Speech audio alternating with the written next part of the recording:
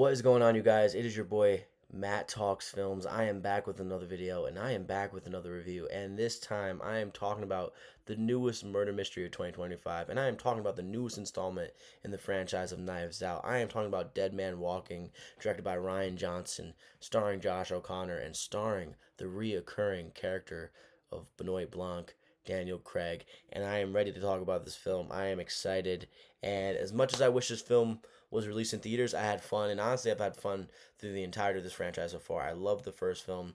I enjoyed the second film despite me not thinking it's good and honestly teetering on the line of mediocre. And obviously, I really enjoyed this film enough to do a video with you guys. So let's get into it. If you made this far in the video, leave a like, comment, and subscribe right now at Matt Talks Films. Follow me everywhere at Matt Talks Films for more content like this, and I'll see you there. Now let's get into it. Before I start this review, let me preface this. I would have much rather watched this film in theaters. Instead, I had to settle for the more convenient way at home on my couch, which is sure more convenient, but it's not the same movie going experience. The worrying that a lot of film goers and filmmakers have right now, like, I can't stress to you enough how much I would rather watch movies and new releases in movie theaters. Like, man, I don't have the same sense of urgency to watch new releases on streaming apps that I do when it pertains to new releases hitting theaters. Like, I would much rather watch this in movie theaters with the crowd on the biggest screen possible. Like, I haven't seen Frankenstein or Jake Kelly yet. I would have seen those movies ASAP if they came out in theaters. I would have went the day it came out. But when it hits Netflix, I have this drop of urgency because it's going to be there for a while and I don't have to rush to watch it. To me, man, it's a shame because I love watching big movies in movie theaters, and this is a big movie. This is a big franchise.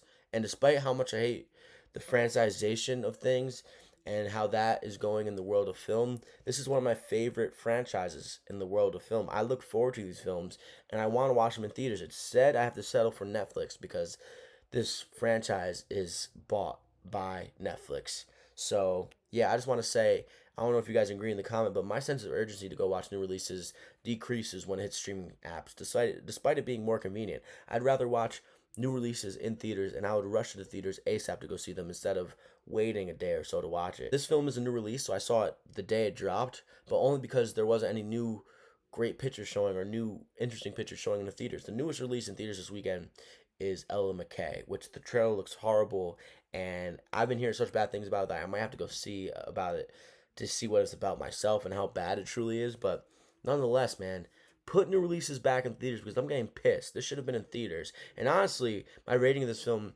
kind of took a hit because it didn't get shown in theaters. But nonetheless, let's get into it. Wake Up Dead Man. And here's a quick synopsis of this film before I get into how I feel about this film and my true opinions about it. Um, Benoit Blanc returns to solve seemingly the most impossible mystery yet. When young priest Judd is sent to assist charismatic firebrand Monsignor Jefferson Wicks, it's clear that all is not well in the pews. After a sudden and seemingly impossible murder rocks the town, the lack of an obvious suspect prompts local police chief Geraldine Scott to join forces with renowned detective Benoit Blanc to unravel a mystery that defies all logic. So I assume this is going to be the trend moving forward with the Knives Out franchise. Every mystery is going to seem more and more impossible until the great Benoit Blanc solves it. So let's get into the star-studded cast, because as much as this film relies on the mystery and the murder mystery that this film wraps itself around, it also relies heavily on the star-studded cast. And this cast might be its most stacked yet. We have Daniel Craig, Josh O'Connor, Glenn Close, Josh Brolin, Mia Kunis, Jeremy Renner, Kerry Washington, Andrew Scott, Kaylee Spaney, one of my favorite up-and-coming actresses, and then Jeffrey Wright, who's in this film, which I had no idea he was going to be in. And then we even get a voice cameo from Joseph Gordon-Levitt. And, man, this is a fun film, and ultimately this entire franchise is fun. I love the first Knives Out, and I assume everyone watching this video does. I think it's one of the better films of the past 10 years or so. And the second one was fun, but ultimately it was too on the nose and a little bit too unfunny and cringy for me to say it was a good film or even successfully above mid film. So this was a much, much, much better improvement upon the second film in the franchise. Wake Up Dead Man is honestly a return to the prominence of the first film. This film is really good, and honestly, the writing capabilities and the filmmaking capabilities from Rian Johnson is on great display in this film. I think it's some of the best showcases of his talent that he's had throughout the entirety of his career. I love Looper. I obviously wasn't a big fan of Last Jedi. I kind of hated it, despite it being a fresh breath of air in the Star Wars franchise. I just wasn't a fan of that film. And to me, this is his best showcase of his talents since Knives Out and Looper. So I really enjoyed his newest installment as a filmmaker and his newest installment into his Knives Out franchise. So this film is obviously heavily talking about the themes of faith, and there are a lot of niche themes hit in this film as well. And the characters in this film are so well written, and this film, the characters in this film are just so goddamn well written that it's a really noticeable uptick in product compared to the last film. Benoit Blanc, we even get more from him than we did in the last film. We get to see him as a man who is severely lacking faith and doesn't believe in God, and believes God and religion is just a fiction and just a use of great storytelling, which, despite Josh O'Connor's character, Judd, kind of acknowledging what he's saying is truth, he also is a man who's heavily caught up into the world of religion and faith, obviously because he's a father and a priest. So let's talk about the performances in this film first. Daniel Craig as Benoit Blanc is really great. He continues to be great as Benoit Blanc. And dare I say, it's one of the most iconic characters of the past 10 or 15 years. I feel like a lot of people know who this character is, whether you've seen the film or not. He's immortalized in memes, and ultimately Daniel Craig gives a great performance every time as Benoit Blanc. And this time he gives his most layered performance as Benoit Blanc, a man who doesn't believe in faith, who questions faith, and ultimately relies on his detective skills to solve a murder. As we see in this film, he knows who the killer is, he knows who is the victim and ultimately the murderer of this whole situation. But ultimately, he doesn't use his detective skills to break the news to everyone like he has done in the previous two films. He relies on that person's faith because ultimately he has his moment of the road to Damascus, and it's just showed greatly here. And I really like that touch at the end of this film where he knows who did the killing and he knows he can say it, but ultimately he allows that person who did the killing to come forward as a resolve and as a result of their faith and belief in God. And we get to see it in real time. It's really, really good. Daniel Craig gives another great performance as Benoit Blanc, and he continues to be more and more iconic after each movie he does as Benoit Blanc. Josh O'Connor is the main character of this film, and I really enjoy Josh O'Connor as the actor. He is really, really good in every film I've ever seen him in. He's really good in Challengers. He was really good in The History of Sound, despite me not liking that film. He's really good in this film, and then I haven't seen The Mastermind yet. I heard great things about it, and hopefully he's really great in that when I get a chance to see it. And he continues to be really great here. He is full of life, and he is a man full of faith, and a man who's willing to do the right thing no matter what it takes. And he's great, man. He shows a lot of range here. He probably shows the most range of his career so far. He is an emotionally layered character, and he conveys how emotionally layered his character is quite brilliantly. So I really enjoyed Josh O'Connor as Father Judd in this film, and his contrast between Monsignor Jeffrey Wicks and himself is brilliant to watch because he's a man of faith and he believes things should be done a certain way, and you shouldn't be taking advantage of people who are trying to follow you and trying to be a part of your church. He thinks you should be leading the people into the right direction, and church shouldn't resolve around money. It should resolve on leading the people in the better direction towards the faith and light of God. And Monsignor Wicks, played by Josh Brolin, is the complete opposite. He is this cult like figure in this small community, and he relies on a tight knit group of about 5 to 7 people, and he takes advantage of all of them because ultimately all of them are vulnerable in one way or another, and they're going through extreme severities in their life and through self identity.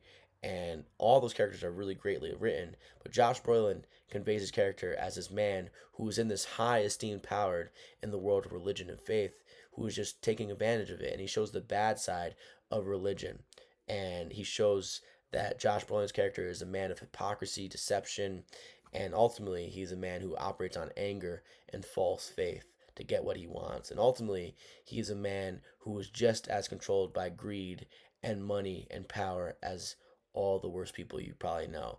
So this is a really, really interesting character that Rian Johnson wrote, and I think Josh Brolin does a terrific job as Monsignor Wicks, who is this completely villainized human being who ultimately gets what he probably deserved, but ultimately he's the victim of this murder that Benoit Blanc and company are trying to solve. Then we get Glenn Close as Martha. She's really good. She's grown up in this church her entire life.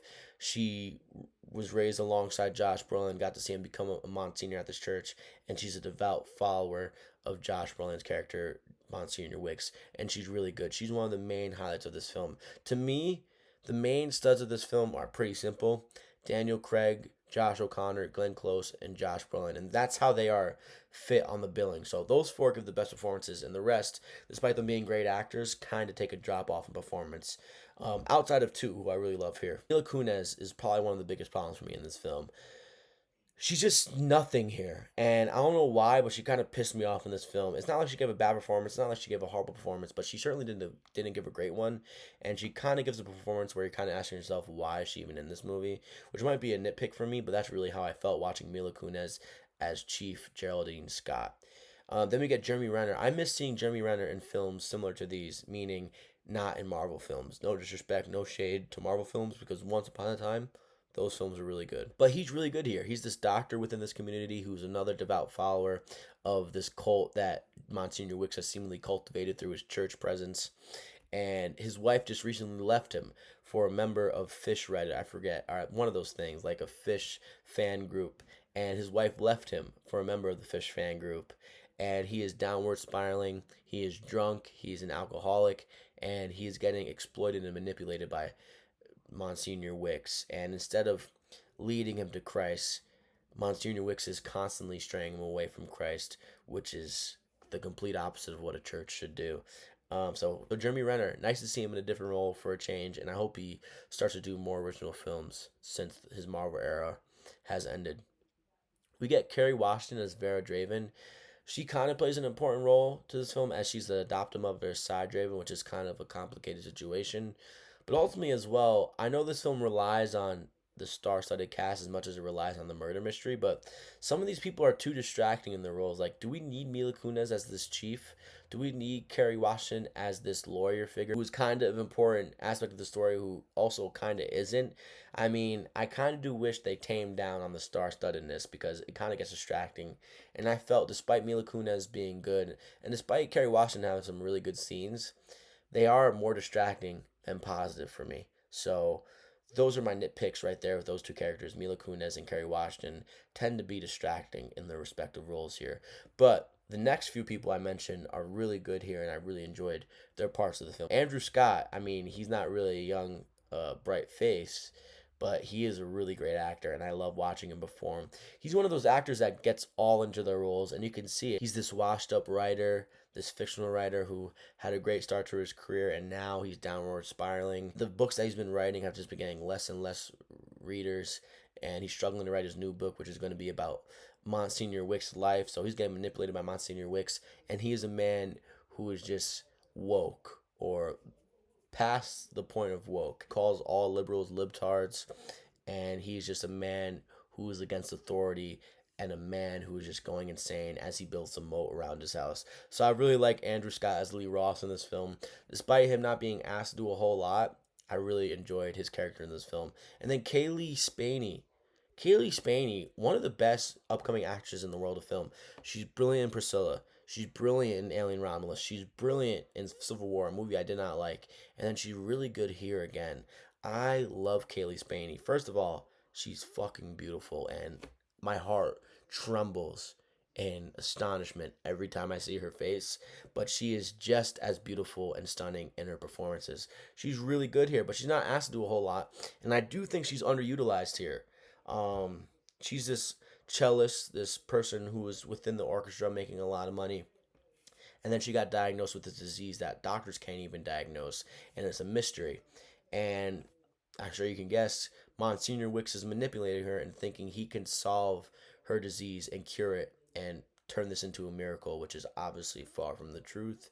And he's manipulating Kaylee Spaney's character of Simone into giving all of her savings and splurging her money into this church and into his profession, and ultimately where he's using it for the church and using it for his own greed. And she's really good here in the lines she was given, but ultimately she's underutilized, and I can't wait to see her in bigger roles moving forward because she's really a brilliant actress, and she's just stunning in a multifaceted way. So I love Kaylee Spaney, and I can't wait to see her in more pictures.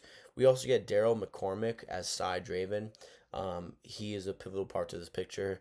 We ultimately find out he is the son of Monsignor Wicks, which is another element to how fucked up Monsignor Wicks is. And he's also the adoptive son to Vera Draven, which is just, it's all over the place, that part of the film.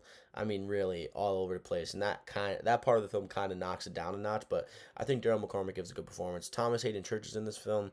And then one of the best parts of this film is Jeffrey Wright, who doesn't have a lot to say in this film, but he's great in the two respective parts of this film that he is in. He's in the first part of this film, not the first part. He's in like the first scene in this film, and then he's in the last scene of this film, which they probably shot on the same day. And then he instantly lets you know that the film that you're about to watch, that I'm starring in or have a small part in, isn't going to be bad because I took a role in it. So Jeffrey Wright is one of the great amplifiers in film right now, and you know whenever he's in a film, it's probably going to be good rather than the opposite. The performances are good here for the most part, and the characters are well written. I do kind of wish moving forward that they calm down the star-studdedness, because Kerry Washington and Mila Kunis do come off as distracting at some points. Everyone else is pretty goddamn good here, though, I will say. Yeah, I really enjoyed this film, and I can get probably about 10 more of these films. I really could. I love watching Benoit Blanc, and I love watching these characters interact with each other and kind of navigate this weird, awkward tension that they're going to have as they're all suspects within this murder. So, all in all, man, Rian Johnson, as much flack as he got for Last Jedi, he is a good screenwriter. He is a good filmmaker, and I think he shows those chops quite prominently here. I think this is some of the best filmmaking of his career. I think the natural usages of daylight and nature is brilliant. The shots in the woods are some of the best shots of the year, and typically the best shots in this film. And then obviously the shots of the daylight pouring through the church windows are beautiful. There's like a couple scenes where the sunlight hits the church windows in the right way, and it just completely amplifies the entire scene. So I think Rian Johnson completely goes on a tour de force and does a terrific job here, and almost gets up to the peak of the first film.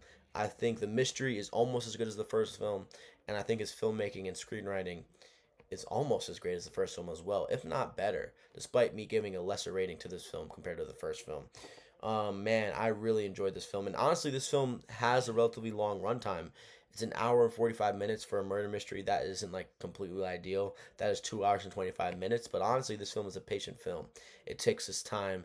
It doesn't hold your hand, but it takes its time, and it brings you on this journey, on this murder mystery. And I really enjoyed my time with this film. However, I know I mentioned two nitpicks earlier with Kerry Washington and Mila Kunis just being distracting. I do think this film is predictable, especially if you've seen a lot of films before. This film is just legitimately predictable. I knew who the murderer was as soon as I saw the person. Now, if I said the gender of the person, it would give it away, so I'm not going to say that. And honestly, I'm not going to say who did the murder throughout the entirety of this video, so you guys are in the clear. But as soon as I saw this person, I knew who it was, and there's a line said that by that person where you're like, that's gonna come back. And I do think right there, you know what's gonna happen and you know who it's gonna be. But ultimately, this film was a little bit too predictable for me, so I wish it wasn't as predictable as it was, because the first Knives Out legitimately wasn't predictable at all.